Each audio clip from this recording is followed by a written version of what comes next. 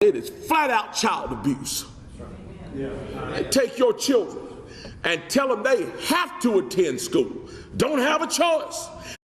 Yeah. Wow. How messed up is that? Kids have to attend school? And then some of them will tell them they don't want you to have a choice where they go to school. You have to send your children here to school. This is, again, a right-leaning conservative talking point that is used to break down the educational system. Why? Then when they get there, what do they teach them? Math and stuff. Teach them a bunch of stuff about how to hate America. Okay, I didn't learn. Did anybody here learn about how to hate America in school from the teachers? Teach them a bunch of stuff about why they're racist. Teach them a bunch of stuff about transgenderism and homosexuality. I didn't learn any of that. Did you learn any of that in school? There were a few gay dudes in my school, I suppose. When you say schools are teaching kids about being gay, do you mean there are gay people in the school? Do you mean that there are trans people in the school? Now, I don't think that's what he means. I mean, that's a charitable read of what he would mean. That's not what he means, though, in my opinion. I'll show you what he means. Mastriano, Doug Mastriano, QAnoner, ran for governor of Pennsylvania, got 40% of the vote in 2022, I think. Almost won. This clip is from early October 2022. On day one, the sexualization of our kids, pole dancing, and all this other crap that's going on will be forbidden in our schools. Pole dancing in schools. They think pole dancing is happening in school.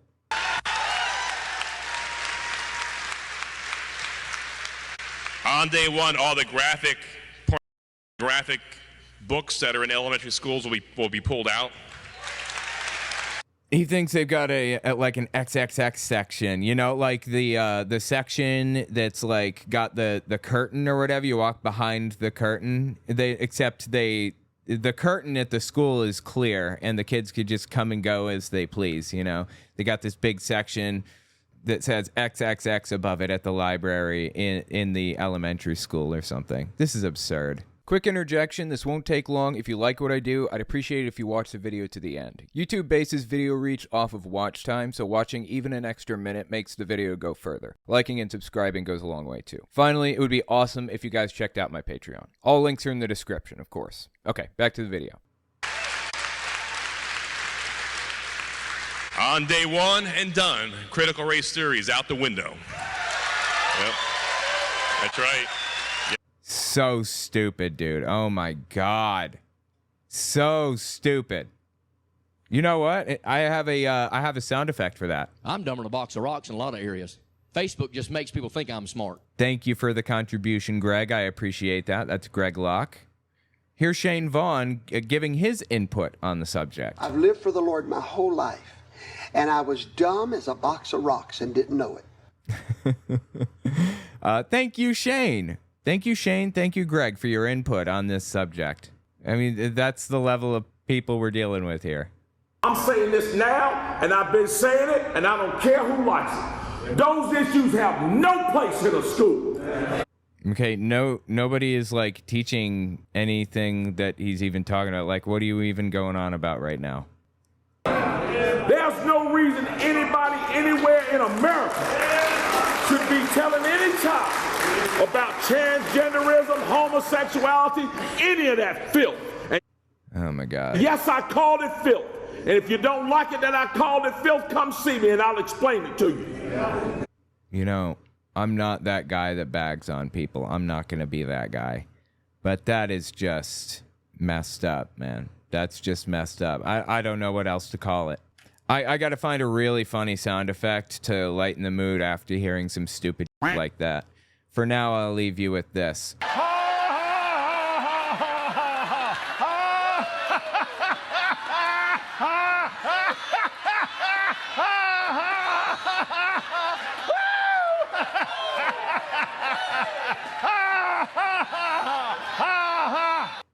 Thank you, Kenneth Copeland. That was our friend Kenneth Copeland laughing maniacally and disturbingly at the fact that the media reported that Donald Trump lost the 2020 election. So anyway, this guy is absolutely terrible in every way.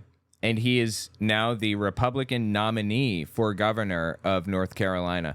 We have got to make sure the Democrat wins. Get this dude out of the line of succession, or get him out of the line of like possible people that could be in political power, because this is bad, dude. For real, this is bad. Quick note before we continue, I want to let you know I just wrote a book. If you want to check it out, owenmorgan.com/book. It's a book about my experiences within Jehovah's Witnesses. It's completely understandable if you know nothing about Jehovah's Witnesses. And if you're a Christian, it's a good reference to use for why Jehovah's Witnesses are wrong about their interpretation of the Bible. The last chapter of the book is 100 questions that I have for the governing body. I'm selling the last chapter separately as its own separate guide if you guys want to get that too. So check it out, owenmorgan.com/book. I'd appreciate that. This is Mark Robinson. If you're unfamiliar, he is currently the lieutenant governor of North Carolina, I believe. Yes, North Carolina. And he is now officially the Republican nominee for governor, for full-blown governor of North Carolina. So it's time to talk about him. Now, I've talked about him before, but I really want to lay into who this guy is. I want to talk about it. I want to break this down. I want to make sure that we don't walk away from this situation being unaware of what kind of person he is. This guy cannot win North Carolina, okay? He can't. This is Mark Robinson in 2020. Just listen to this. Idiotic guy was on stage with Candace Owens a few days ago and asked her. Now, I know I'm not going to stop every 3 seconds. I just wanted to give him the opportunity to mention Candace Owens there. He watches Candace Owens. The fact that he mentioned Candace Owens at all is a huge red flag to me. She is, for all intents and purposes, a Nazi. And I don't use that term lightly, really. I mean, seems to, like, at the very least, defend Nazi ideologies. Okay, when Kanye, I don't know if you guys remember this, back like in December 2022, maybe, when Kanye came out on Alex Jones and everywhere else and says that he loves Hitler, he thinks he's fantastic, and the Jews are all over the place and they're doing terrible things and blah, blah, blah, blah. When he came out and said all of that junk, guess who was out there to defend him? Candace Owens was. Candace Owens defends Kanye, really, after he made these comments. The Hugo Boss uniforms, amazing. But I mean, just because you're in love with the design, you're a designer. Can we just kind of say, like, you like the uniforms, but that's about it? No. There's a lot of things that I love about Hitler. A lot of things. I don't know how it gets much clearer than that one. Seriously, Candace Owens, she came out and defended Kanye West, and there was like this huge conflict between Candace Owens, who works for the Daily Wire, and the owner of the Daily Wire, Ben Shapiro, who is Jewish. Is Ben Shapiro not connecting the dots? Is it not clicking up here for him that he is enabling literal Nazis? Like people who literally believe in the ideals of Hitler, unironically? Apparently that's not like connecting with him. Anyway, the point here is that Mark Robinson, the nominee, the Republican nominee for governor for the state of North Carolina, watches Candace Owens. Oh, yeah. And he's also made some extremely questionable anti-Semitic comments. I have a few of them here that I wanted to show you guys. I'm not going to read a whole bunch, but here are just a few examples from his Facebook. By the way, dude, his Facebook is wild. The further back you go on his Facebook, the more wild it gets, honestly. He talked on his Facebook, he talked about having an abortion 20 years ago or something like that, and doesn't bring that up anywhere else. But anyway, there's a reason the liberal media fills the airwaves with programs about the Nazi and the 6 million Jews, quote unquote, they murdered. By putting 6 million Jews in quotes, that's straight up a dog whistle saying he's a Nazi, effectively. Like, 6 million Jews died in the Holocaust, okay? Straight up. That's just what it is. We have impeccable, meticulous records.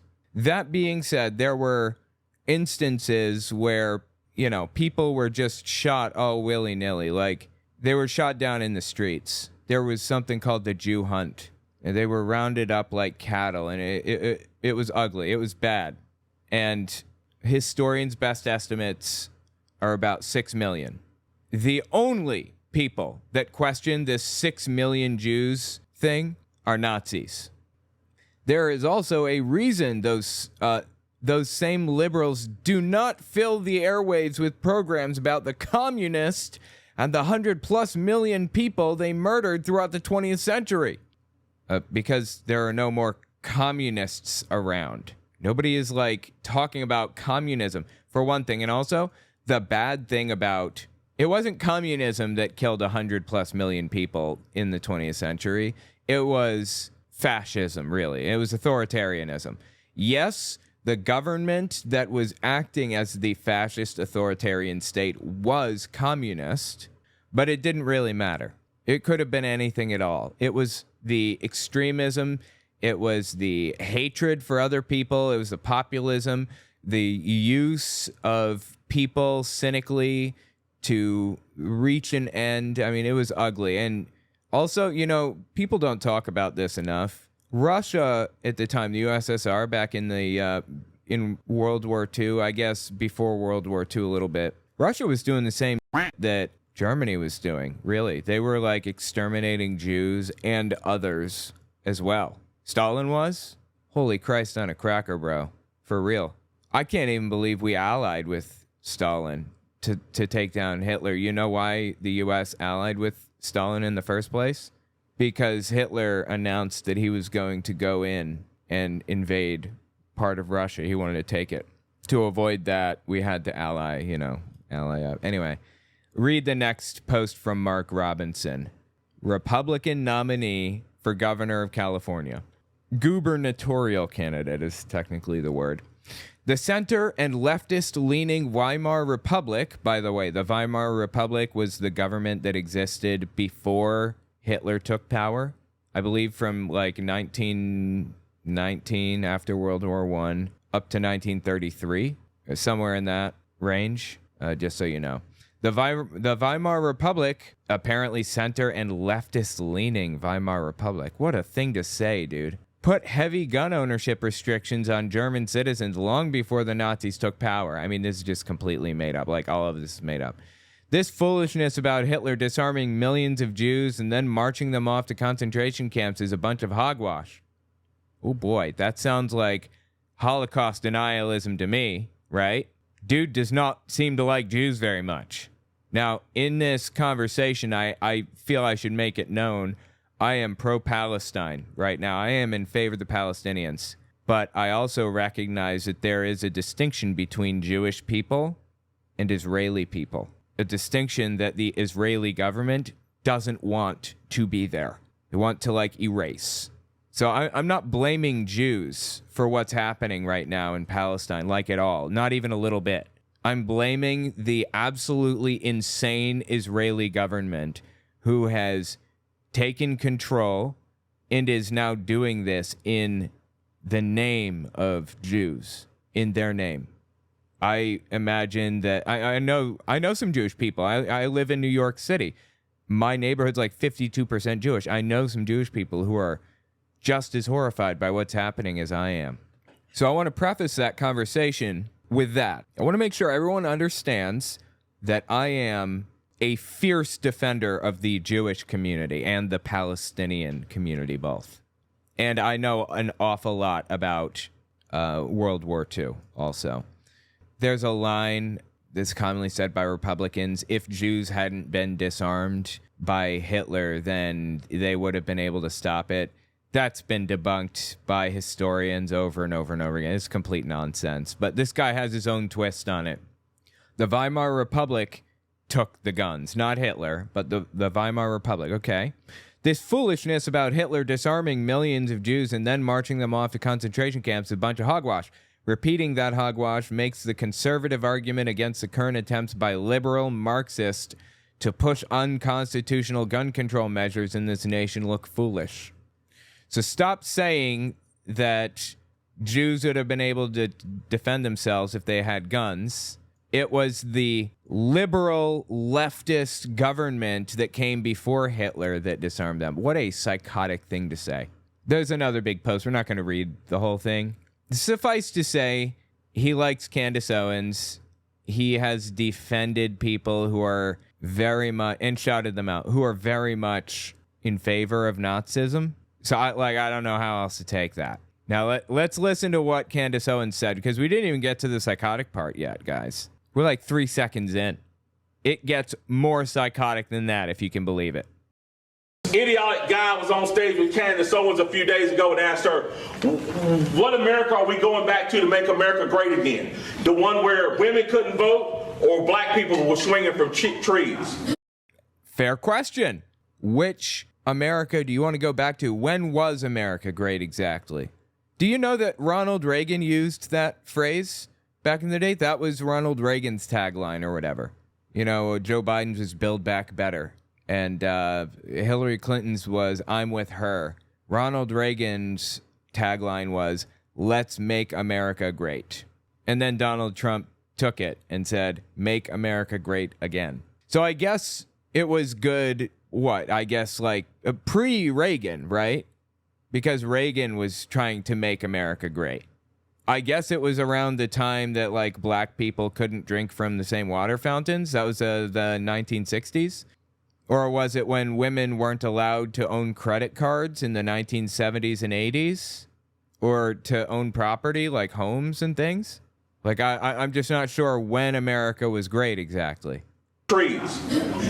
I would say to him if I was standing in front of him, I absolutely want to go back to the America where women couldn't vote. Do you know why? Oh, tell me. Because in those days, we had people who fought for real social change, and they were called Republicans. And they are the reason why women can vote today. Okay, he's doing the old propaganda line. Yep, I've heard it before. Dinesh D'Souza loves this line. What party was Lincoln from? Lincoln freed the slaves. Lincoln was a Republican. Yeah, there was a party switch. Let me phrase it differently. Which party freed the slaves? The left-leaning party or the right-leaning party? The liberals or the conservatives? Let's just throw off Republican and Democrat. Forget it. Just throw it away. We don't even need the terms. Was it the conservatives or the liberals that freed the slaves? It was so very obviously the liberals of the day.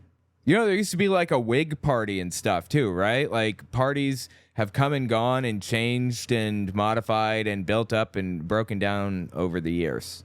This is such a joke, dude. Okay, so he's saying he wants to go back to slavery days then, right? Or no, he said he wants to go back to days when women couldn't vote. Right. Those days that he talked about when black folks were swinging from trees. Guess who it was out there fighting? It was the liberals, the people on the left. That's who was fighting. They were fighting the traditionalist, conservative, right-leaning KKK members from the South, the Dixiecrats. That's what they were called. That's who was fighting for your freedom and everybody else's in America. Was out there fighting to bring that to an end, to bring Jim Crow to an end. It was the liberals, the left-leaning party. It was Republicans. Yeah, the left-leaning party of the day. Yes. So that's the America we want to bring back. We want to bring back the America where Republicans, where the left-leaning party and principles and true ideas of freedom rule. That's the America we want to bring back. That's why. Okay, so he wants to go back to an America where, quote unquote, women weren't allowed to vote. I think that was 1920s when they got that right, wasn't it? And when black people were swinging from trees. His words, not mine. He wants to go back to then. Why? Because he mistakenly thinks that the left-leaning party was actually the right-leaning party. Apparently, he doesn't know the history of political parties in the United States, and he thinks that people wanted to fight harder for rights back then than they do now? I guess. Okay. That is solid reasoning.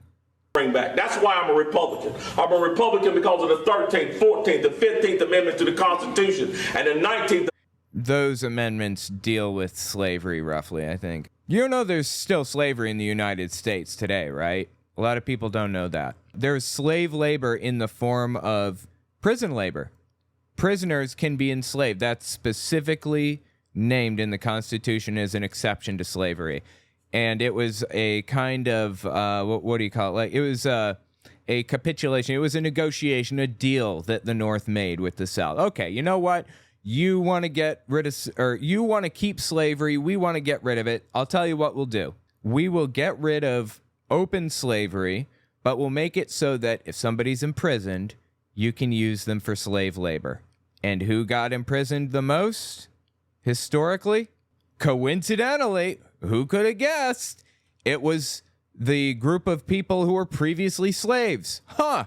I know it's enshrined in the Constitution, and that's like really hard to change, but guys, we really got to do something about the fact that slavery still exists today. Michael Bloomberg famously used slave labor in his 2016 primary campaign against Hillary Clinton, or was it? Yeah, it was 2016, against Hillary Clinton and Biden and all the others. He used slave labor for phone banking and stuff, famously. It was a big deal back then. Just disgusting, man. How do we still have slavery in the United States today? No joke. And the 19th Amendment to the Constitution. I'm a Republican because whenever you look at true, honest to God, social change for the better, at the top, it's always been the left. The left-leaning political wing has always been at the top. The progressives, if you will, they want to make progress. Anytime progress is made in society, it's the progressives that are moving it forward. And the church and traditionalists, aka conservatives, have always tried to conserve the past. They've tried to maintain it exactly where it is now, or even go backward. So yeah, I guess he doesn't seem to get that at all. At the top, leading the charge, He's always been the left. Is a Republican. The dude is just like delusional, seemingly. Like, does he really buy this line? And what did he actually just say? Anytime social change happens, it's a Republican at the top? Republicans and principles and true ideas of freedom rule. That's the America we want to bring back. That's why I'm a Republican. I'm a Republican because of the 13th, 14th, the 15th Amendment to the Constitution, and the 19th Amendment to the Constitution. I'm a Republican because whenever you look at true, honest to God, social change for the better. There you go. Anytime you look at true, honest to God, social change for the better, it's the left-leaning party that's doing it. Yes, I agree. Which party is in favor of gay marriage being legalized? Democrats. Which one would have been in the 1940s and 50s? Which one was opposed to slavery? Republicans in the 1800s. There was a party switch. And you can even see like the party switch happen if you look at like voting maps. Check it out. Yeah, oh nice. I did. Okay. There is this fantastic website. God, I love this website to death. It's 270towin.com if you don't know. Shout out to 270towin.com. Fantastic website. I love it. I love it to death. Anyway, it helps you figure out what you need and what the chances are of this and that and stuff. Anyway, let's look at the presidential elections throughout history. 1940, Roosevelt got 449 electoral votes to Wilkie, Republican, I guess, which is 82 votes. Democrat and Republican weren't really the same. Like, they were different in 1940. There were qualities from each that were good, I guess you could say. Like, FDR was a Democrat at a time when Democrats were, like, burning crosses on people's lawns. For the record, that still happens. It's not Democrats doing it anymore, but it does happen. So 1944, Roosevelt runs again, I guess. This is World War II, or after World War II. Roosevelt wins. 1948, Truman runs against Dewey. Truman wins. Stevenson v. Eisenhower. Eisenhower is a Republican, and he swept the board with 442 votes. He was kind of conservative. He was right-leaning. Eisenhower was. Historically, generals, which Eisenhower was, he was a general, I think, that led us to victory in World War II, if I'm not mistaken. Generals tend to make piss-poor presidents. That goes for, I mean, that's just like a historical thing, goes all the way back. So 1952 election, Eisenhower sweeps the map as a Republican. 1956, once again, sweeps the map. Next one is 1960, Kennedy v. Nixon. Kennedy was 303 electoral votes as a Democrat. Nixon was 219 electoral votes as a Republican. Now, like, where did the party flip exactly in here? Somewhere it flipped, because Nixon was conservative. He's right-leaning. He implemented something called the Southern Strategy. He attempted to pick up racist white voters in the South by dog whistling about how, you know, black people were evil. And he did it in really subtle ways, talking about drugs, trying to criminalize certain types of drugs, trying to criminalize certain actions, certain areas of towns, and things like that. So by 1960, the party switch had pretty much happened. But to make it even clearer, Lyndon B. Johnson got 486 votes. He's a Democrat in 1964 v. Goldwater, who's very clearly a conservative, a Republican. Humphrey was a Democrat in 1968. He lost to Nixon. Nixon was a Republican. He got 301 electoral votes. 1972, Nixon got every single state except one, Massachusetts. The party switch was complete by this point. Nixon v. McGovern. McGovern got 17 electoral votes, and Nixon got 520. We've never seen something like that before. That's crazy. With that, the party switch is complete. That means Nixon was conservative and also Republican. See how that works? FDR was left-leaning and also a Democrat. Eisenhower was right-leaning and Republican. But yeah, I don't feel the need to go further back. But you can watch the party switch happen like through time. It's pretty obvious when it happened. It's actually really interesting to me. Anyway, the dude is completely full of it and has no idea what he's talking about, apparently.